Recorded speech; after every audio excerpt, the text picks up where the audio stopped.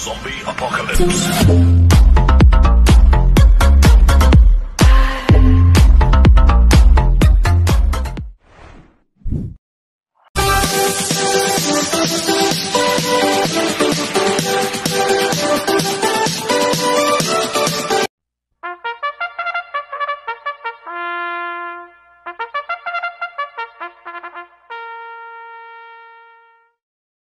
Magandang araw po mga bayang karalista. Ngayon po ay araw ng Biyernes, June 28, 2024, karera po ng Metro Turf, Malbar, Batangas. Meron po tayong 6 na karera sa araw na ito. Nandito naman po yung lingkod, Drunken Master Wangbu, a.k.a. Eloa Tubudoy, para magbigay ng giya at analysis sa inyo mga bayang karalista. Mga bayang karalista, start po ng karera natin ay 5 p.m. At bago po ako magsimula magbigay ng giya at analysis, huwag pong kalimutan subscribe, like, and share YouTube channel ko po. At siyempre, huwag din mong kalimutan i-click yung notification bell ko para updated po kayo sa mga bagong videos ko. Mga bayang karalista, 6 races lang po tayo for today. Wala po tayong winner take all. Kaya mag-i-start na po ako sa pagbibigay ng giya at analysis. Race 1, pick 6, Copper Races 1 to 6. May 6 na kabayang tatakbo. Rating basis and class 5-5 split lasers. Distance 1,200 meters. First choice ko po dito, numero 1, You Never Know. Na sasakyan mo si S. Fare Jr. Last run po nito noong June 16. Pangapat po siya kay Malibu Bell. Cambio Hinete, binigyan na po kay si S. Fare Jr. Last run, Kelvin Abobo po sumukay dito. Kaya malaki po panalo sa akin ito. Kaya siya po first choice ko. Second choice ko po, numero 5, Honey Rider. Na sasakyan ni Kelvin Abobo. Last run po nito noong June 23, 3 km strength. Kaya may panalo rin sa akin to. Kaya siya po ang second choice ko. Kaya ang first choice ko po, numero 1, You Never Know. Second choice, numero 5, Honey Rider. Sa race 2 po tayo, pick 5, Copper Races 2 to 6. May 7 kabayong tatakbo, rating basis and class 5, 6 to 10 split. Distance 1,200 meters. First choice ko po dito, numero 3, Best Shot. Na sasakyan ni Kem Malapira. Itong si Best Shot, bigyan lang po ng importansya ng connection to. Malaki po panalo sa akin ito. Kaya siya po first choice ko. Second choice ko po, numero 6, Pendant. Na sasakyan ni A.R. Villegas. Last run po nito noong June 14. Segundo kay double time. Kaya malaki rin po panalo sa akin ito. Kaya siya po ang second choice ko. Kaya ang first choice ko po, numero 3, Best Shot. Second choice, numero 6, Pendant. Sa race 3 po tayo, pick 4, Copper Races 3 to 6. May 8 kabayong tatakbo. Rating basis ng class 5, 11 to 15 split. Distance 1,200 meters. First choice ko po dito yung bumaba po ng rating base system. Numero 2, Bandido. Nasa kay ni Pabs Caballero.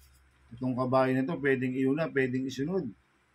Binigay po kay Pabs Caballero. Last one, JC Guerra po sumakay dito. Kaya malaki po panalo sa akin ito. Kaya siya po first choice ko. Second choice ko po, numero 5, Buhayang Bato.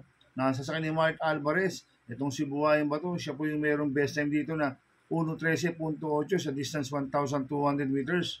Last round po ni Buhayang Bato noong June 19, pang-apat kila Gold Rush.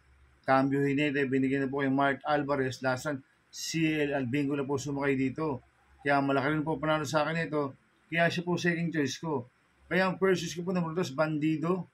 Second choice, numero 5, Buhayang Bato. Sa race 4 po tayo.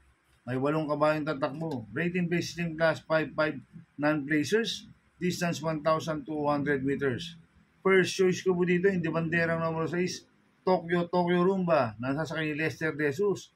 Itong si Tokyo Rumba, siya po yung mayroong best time dito na 1.14.6 sa distance 1,200 meters.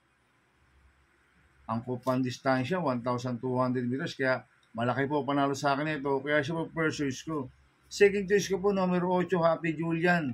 Nasa sasakay ni Apoy Asuncion. Itong si Happy Julian, susubukan ni Apoy Asuncion. Last run, Wild Bautista po sumakay dito. Kaya may panalo rin sa akin to. Kaya siya po second choice ko. Kaya ang first choice ko po, numero 6, Tokyo Rumba.